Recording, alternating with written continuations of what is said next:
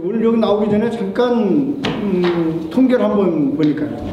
작년도에 국내 지진이 49회 있었더라고요. 49회 있었는데 그 중에서 이제 유감 지진, 몸을 느낄 수 있는 정도가 11번. 이거는 뭐 수치로 보니까 좀 줄어든 추세예요. 감소세이긴 한데 그래도 대한민국은 이제 지진 안전지대는 아니다.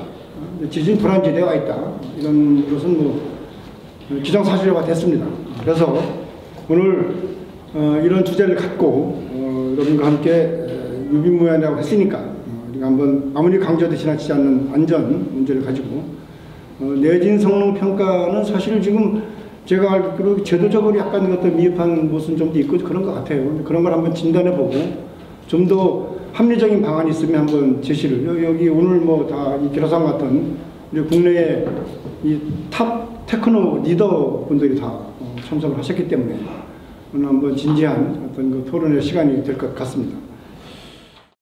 먼저 내진 평가를 얘기하기 전에 사실 안전 진단과 내진 성능 평가의 개념을 먼저 말씀을 드려야 되는데 그 안전 진단의 그 법령상 정의는 시설물의 물리적, 기능적 결함을 발견하고 그에 대한 신속하고 적절한 조치를 위하여 구조적 안정성과 결함의 원인 등을 조사, 평가하여 보수 보강 등의 방법을 제시하는 행위를 말하며 내진 성능 평가의 정의는 지진으로부터 시설물의 안정성을 확보하고 기능을 유지하기 위하여 내진 설계 기준에 따라 시설물이 지진에 견딜 수 있는 능력을 평가하는 것입니다.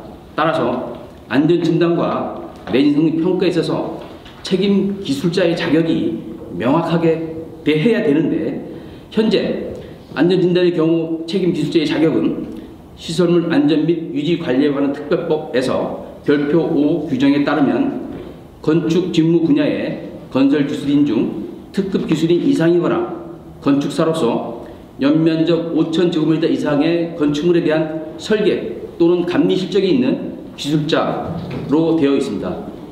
또한 내진 성능 평가의 경우 책임 구조 기술자의 자격은 시설물 안전 유지 관리에 대한 특별법에서는 자격 조건을 제시하지 않고 있으나 학교시설 내진 설계 기준에서는 비선형 해석 평가를 수행하는 경우에만 적용하게끔 했고 공공시설물 내진 설계 보강 업무 처리 가이드라인 행안부에서 제공한 겁니다. 그리고 소방방재청의 건축물 내진 성능 평가 가이드라인에서는 내진 성능 평가 기준 및 지침에서는 평가자의 자격으로 신뢰할 만한 내진 성능 평가를 위하여 구조물의 내진 성능 평가자는 지진 공학 및 내진 설계에 대한 전문적인 지식을 갖는 건축 구조기술사 혹은 이와 동등한 자격을 가진 구조 전문가로 제한한다로 되어 있습니다.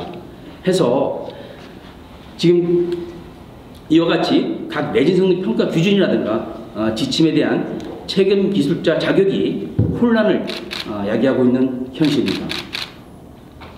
따라서 오늘 그 내진 성능 평가 향상을 위한 특별기획 자담회에서는 이런 부분들에 대한 논의가 좀 더 적극적으로 이루어지길 바라는 마음입니다. 이상입니다.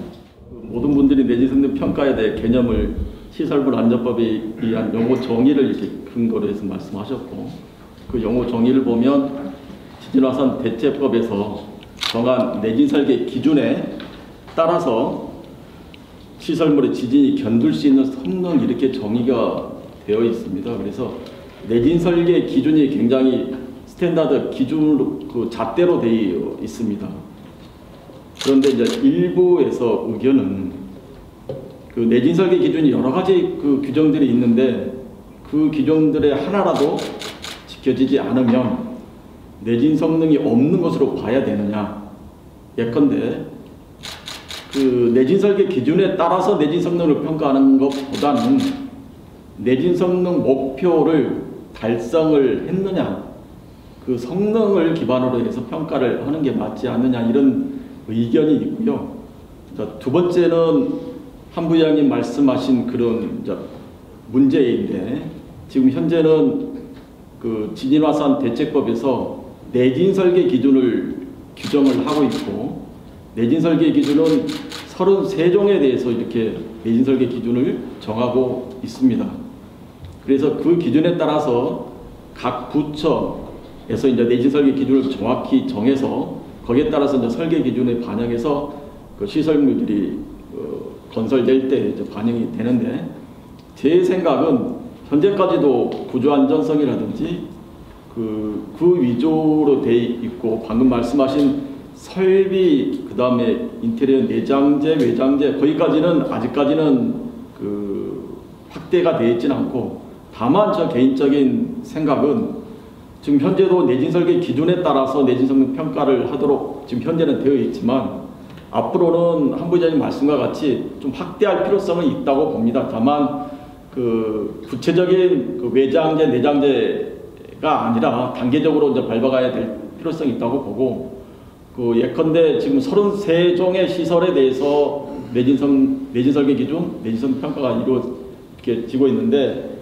예컨대 이제 댐이라든지 이제 발전 시설이라든지, 그 다음에 이제 고속철도 뭐 이런 굉장히 SOC 근간이 되는 시설물들에 대해서는 지진이 발생했을 때 그 시설들의 기능이 계속 유지돼야 될 필요성도 있고, 그렇기 때문에 그런 시설들에 대해서는 기계라든지 뭐 전기 설비라든지 이런 부분에 대해서는 같이 내진 성능 평가를 할 때에 검토를 할 필요성이 있다. 이 부분까지는 저희도 수긍은 하고 있습니다. 근데 이제 더 나아가서 모든 건축 자재에 대한, 건축 빌딩에 대해서는 이제 건축 자재, 내외장재까지에 대한 그 부분까지는 조금 시간이 더 걸리지 않겠느냐, 이렇게 생각은 하고 있습니다. 오늘 토론의 주제에 맞게 한다면은 공공건축물 내진 성능 평가의 중요성을 먼저 좀 말씀드리고 싶습니다. 예기치 않은 진동 하중에 의한 안전성을 확보하자라는 게 내진 평가의 출발 목적이거든요. 그렇다면은 이 진동 하중에 의한 선형 해석과 비선형 해석을 할 수 있는 분이 성능 평가를 해야 되지 않겠는가. 건축사분 중에서도 그런 분들이 많이 계실 겁니다. 건축사분이라고 그거 못 하신다라고 생각하면 그건 오산이죠. 그분들도 잘 하실 거예요. 그렇다면 능력 있는 분들이 하셔야 되겠다. 저는 여기까지만 말씀드립니다. 것 같은데요. 일단은 시설물 안전법에서는 내진 성능 평가 책임 기술자를 정밀 안전 진단에 근거해서 이렇게 제시를 하고 있고요. 그런데 그 부분에 있어서 아까 자격 요건이라든가 교육 요건들에 대해서 제가 말씀드린 것 같습니다. 그래서 그것도 적절히 개선이 될 수 있다 그러면 가능한 부분도 있지만, 우리 이제 교육시설 내진 기준이라든가 행안부 기준 등에 의하면은 내진 성능 평가는 내진공학의 지진공학 및 내진 설계에 대한 전문적인 지식을 갖춘 구조 전문가가 수행해야 된다고 기술하고 있고요. 또 최근에는 행안부 가이드라인에 보게 되면 이 내진 성능 평가를 한 경우에는 보고서를 하고 제3자 검증, 즉 피어 리뷰를 하게 돼 있는데, 거기서에는 구조기술사 후 경력 5년, 박사 학위 후 경력 5년에 대한 자격 요건을 또 제시를 하고 있습니다. 제가 말씀드린 것이 아니라 행안부에 있는 자격 요건인데요. 그래서 보시게 되면 여기 건축구조 기술자를 취득한 후 내진 설계 및 내진 성능 평가 분야 책임 기술자 5년 이상 경력 갖춘 자, 그다음에 내진 설계 및 내진 성능 평가 또는 내진 공학 관련 박사학위 취득 후 해당 분야 관련 실무 또는 연구 경력 5년 이상인 자를 내진 공학 전문가 자격 요건으로 제시를 하고 있습니다. 이것이 과연 타당성이 있는지 모르겠지만, 공공 건축물은 붕괴 방지 수준뿐만 아니라 인명 안정도 우리가 확보되기 때문에 좀 강화될 필요가 있고요. 또 이에 준해서 많은 국가 예산이 사용되고 있기 때문에 좀 더 평가에 있어서는 평가자의 자격 요건을 좀 강화시킨 것이 좋지 않겠냐 하는 게 제 의견입니다. 내진 성능 평가 기준에 대해서는 보다, 이건 제 생각에는 좀 전문가들이 지금 구조기술사회나 이런 데 좀 용역을 줘서 내진 성능에 대한 평가 기준을 하나 좀 만들었으면 좋겠어요. 국토부에서. 그거 행안부에서는 지진센터가 있다고 그래가지고 그 법을 만든 것 같은데, 그 모든 구조물이나 설계 기준이 다 국토부에서 가지고 있으니까 내진 성능 평가 기준을 만들 때 전문가들이 이제 알아서 잘 만들겠지만, 그 기준을 제대로 만들어 놓고 이게 이 기준에 따라 뭐 건축사가 봐도 되는지, 그렇지 않으면 뭐 구조기술사가 아니면 이거 못 볼 건지, 그 다음에 규모에 따라서 또 다르잖아요. 규모에 따라서. 그 다음에 건축물 구조체의 구조 형식에 따라서 다르고 그러니까 그런 거의 자격 문제는 나중에 국토부 정부에서 여러 가지 수급 상황이나 이런 거 보고 판단을 할 필요는 있다. 다만 내진 성능 평가 기준에 대해서는 그 전문가가 좀 만들어서 그 평가 기준은 좀 있을 필요가 있을 것 같아요. 특히 그 내진 설계에 적용되지 않은 기존 건축물에 대한 평가 기준은 우리 그 건설 시설 안전과장님하고 건축도 안전과가 있죠. 두 분이 좀 협의를 하셔서 그 내진 성능 평가 기준을 하나 좀 만드는 게 어떤가. 지금 여기 아까 말씀하시는데 보면은 여러 가지 다 자세히 이렇게 드릴 거 안 되고 떠나서 이 국토부에서 좀 이렇게 공통적으로 적용될 수 있는 평가 기준을 하나 구조체 위주로 좀 만들 때 아까 제가 말씀드린 이제 비구조체도 좀 한번 좀 하시든가 그랬으면 좋겠어요. 건축은 왜 그 설계 실적 인정이 안 되는지 어떻게 내진 평가를 하는데 정밀 안전 진단하고 내진 평가 요령만 실적으로 인정하는 얘기죠.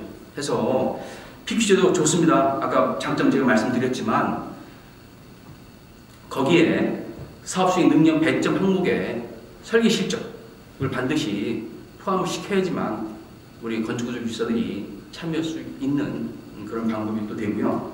또 한 가지 또 굉장히 중요한 부분입니다. 뭐냐면 PQ제도가 지금 이제 1억에서 5억까지가 이제 1억이 넘으면 다 PQ 신청을 해야 돼요. 한데 학교 1억을 넘기 위해서 행정편의상 학교를 3개, 4개 대학은 이미 다 끝났지만 심지어는 한 대학 캠퍼스를 60 몇 개를 한꺼번에 다 내버립니다. 이건 도저히 할 수가 없어요. 한 개 업체는 할 수가 없습니다. 근데 그러다 보니까 결국 신규 업체는 들어갈 수가 없고 한 20여 개가 되는 대형 그 종합안전진단 회사가 대부분 다 독식을 해요. 대부분. 그러면 대형 업체는 할 수 있느냐? 대형 업체는 할 수 없습니다. 한 건의 내진 설계 평론을 하려면 최소한 4명이 6주 이상을 해야 되거든요.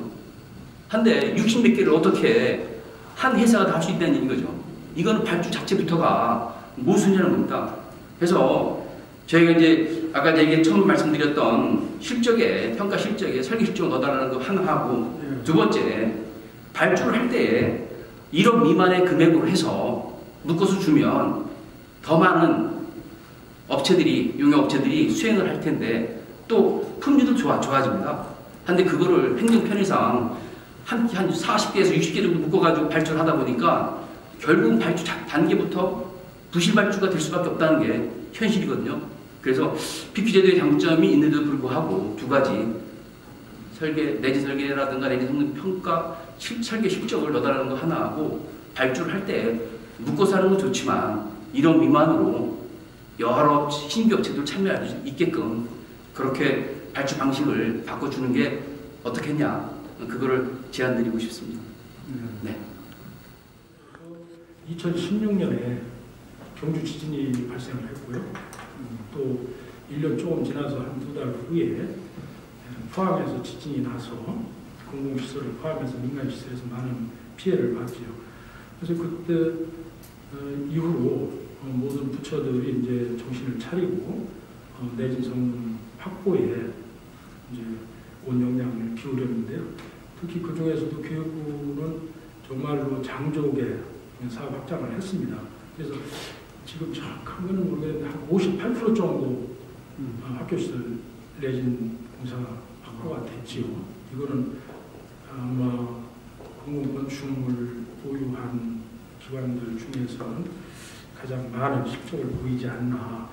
저는 이렇게 자부심을 가지고 있는데 우리 김 국장님은 자꾸 학교 안전 문제 해가지고 제가 그냥 옴들바를 모르겠는데 학교 안전은 이상이 없습니다. 알겠습니다. 그래서 저는 그거예요. 누군가는 앞서 나가야 되지 않겠는가. 그래서 저희는 저층 건축물에 대해서만큼은 정말로 많은 연구를 했습니다. 많은 실험도 했습니다.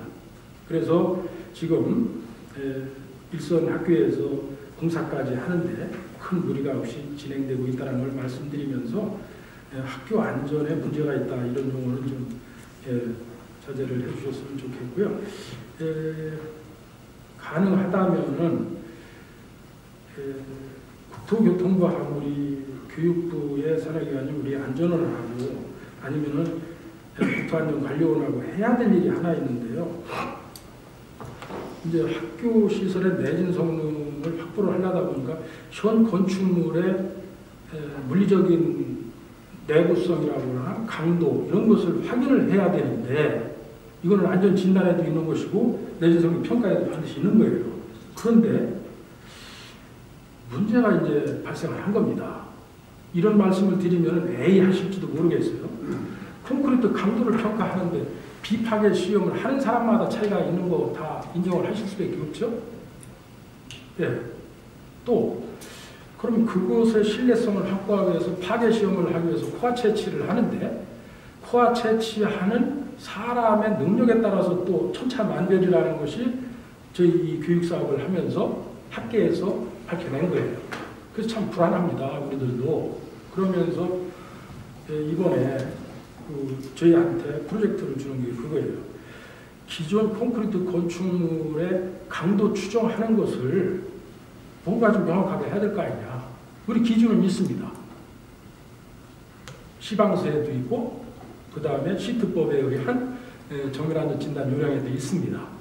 그런데 내진 성능 평가 보강으로 들어가니까 기술자들이 참여하는 기술자들이 조심조심 하는 거예요. 이제 나중에 이제 책임을 져야 되니까 사건이 났을 때 내진 성능 안 들어갔을 때는 큰 문제가 안 돼요.